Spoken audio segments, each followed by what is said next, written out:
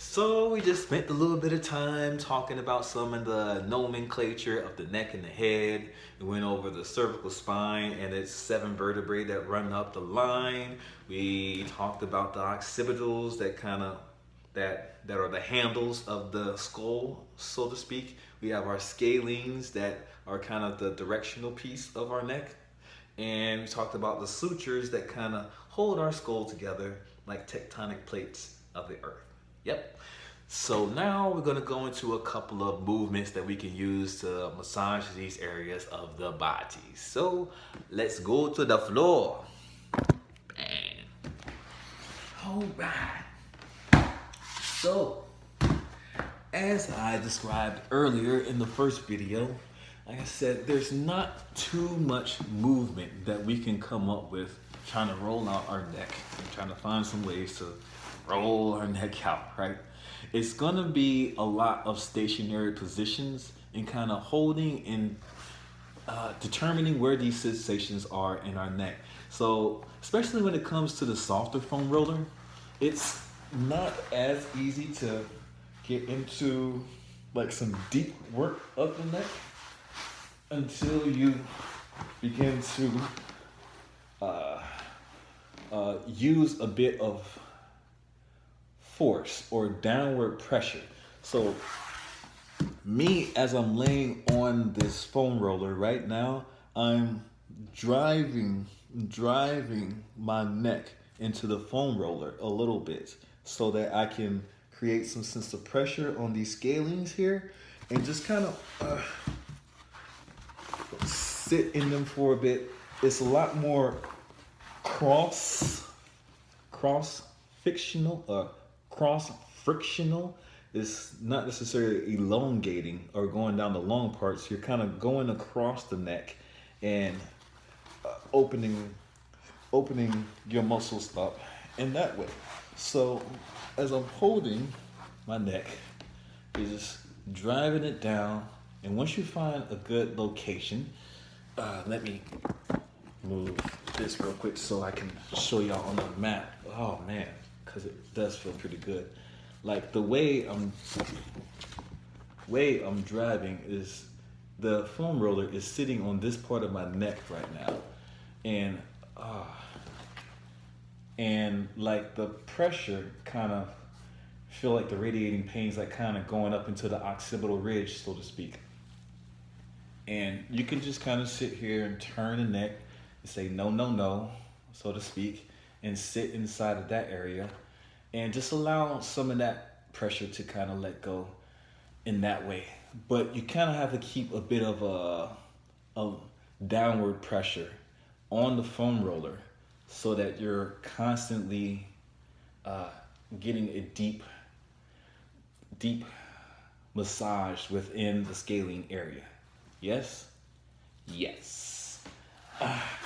So there's that.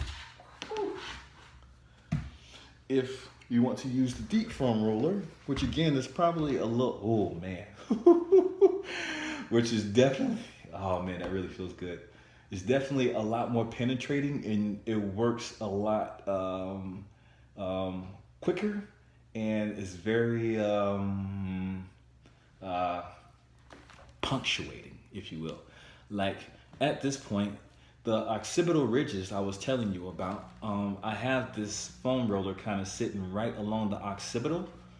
Oh, man, God, that feels so good. And I'm like I'm moving my neck down this way.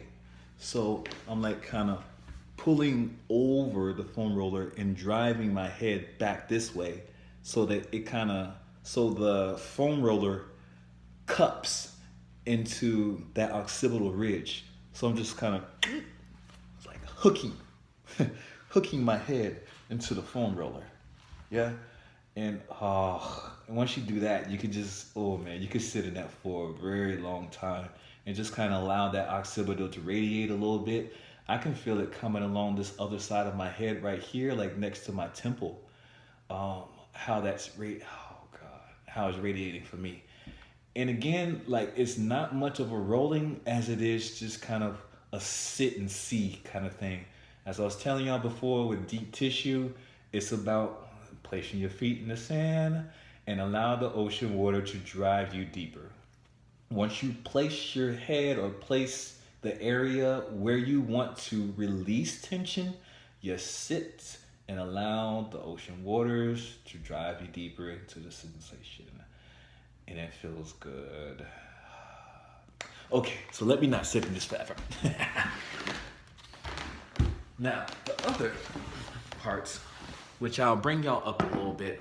I had to take off my little headband so y'all can actually see my hair out now. But there are a couple of ways that you can address the sutures in the skull.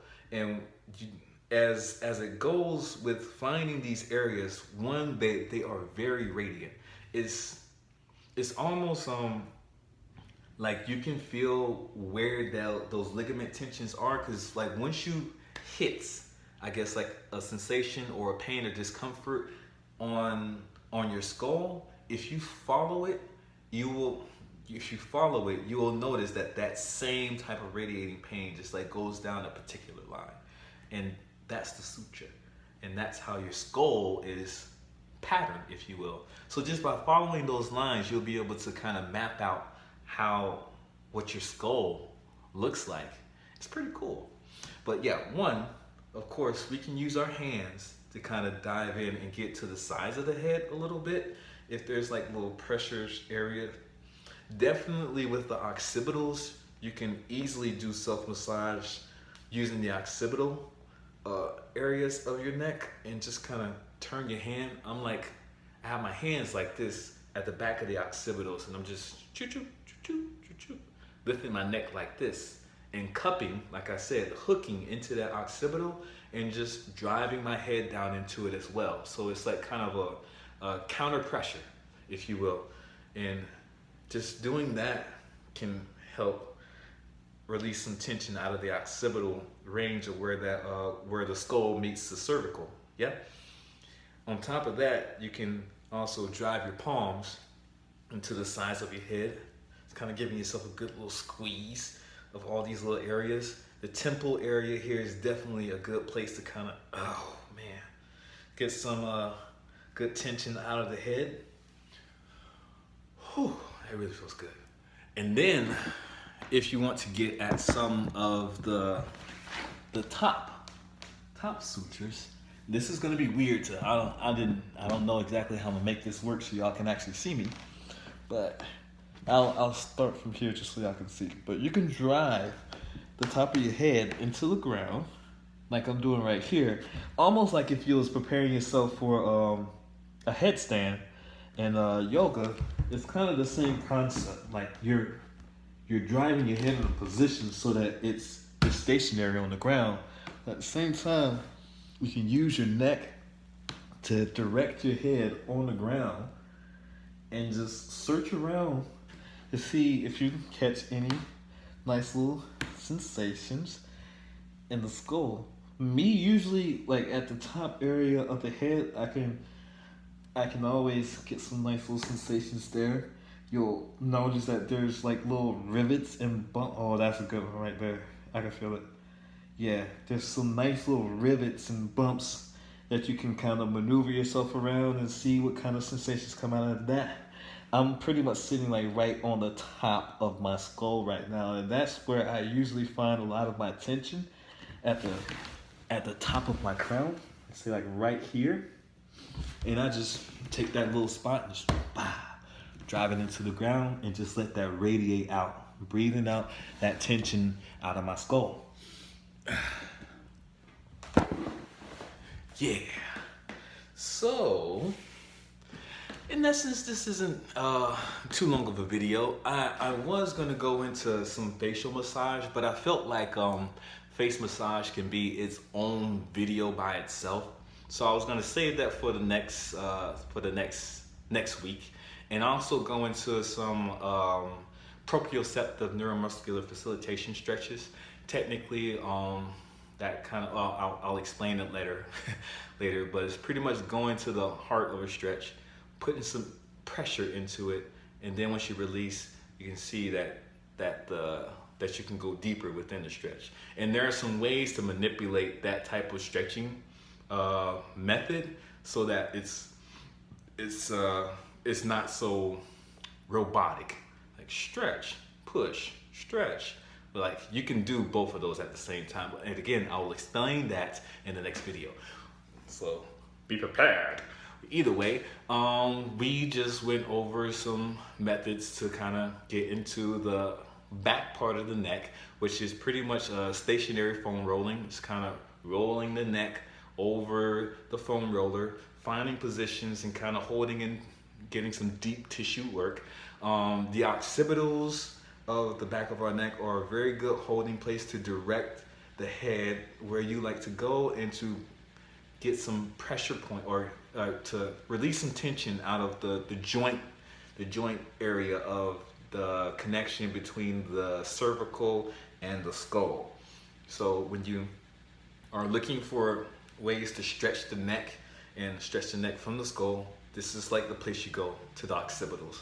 Very easy to move your head around. We talked about the sutures in the skull or tectonic plates and finding those little not craters, but those cracks, or not even cracks, those rivets, if you will, in between our skull, or the rivets between the plates, and kind of diving into there and just kind of opening up and relaxing parts of our skull. We found out that they move, so like stretching, if you will, or putting some deep tissue pressure on these little sutures can actually help relax those areas and give your brain space to move and to think. It's a wild concept, huh? Yeah, and we talked about using our hands to kind of dive into areas of the side of the head, definitely working with areas close to the temple and getting around our earlobe area, and just kind of diving in with our palms and pressing into our skulls this way to kind of release some tensions out of the head, which can work. And even like some circular motions here on the top part of the skull are very, very beneficial. I know that many have done so, like maybe getting head massages from people, but you know, doing it yourself, just as good, right? This is why we are learning self-massage in the first place. So that way we can release tensions from our body when no one else is around. So we can stay relaxed at all times. Yes? So, either way, I will leave this video for today. We are done talking about the neck and the head. So I hope that this tutorial has helped you to find some ways to dig into your body. And I will be back next week to talk about the face. Yes? So I release this by saying, this is Corey, your friendly neighborhood massage technician, bringing your life, love, and liberation. And this is Healing Tones, where I come on here and bless you with some words, poetry, prose, and movements, exercises, self-massaging techniques that will bring a light, blessing, or good feeling to your day. So, be well, family, and stay blessed.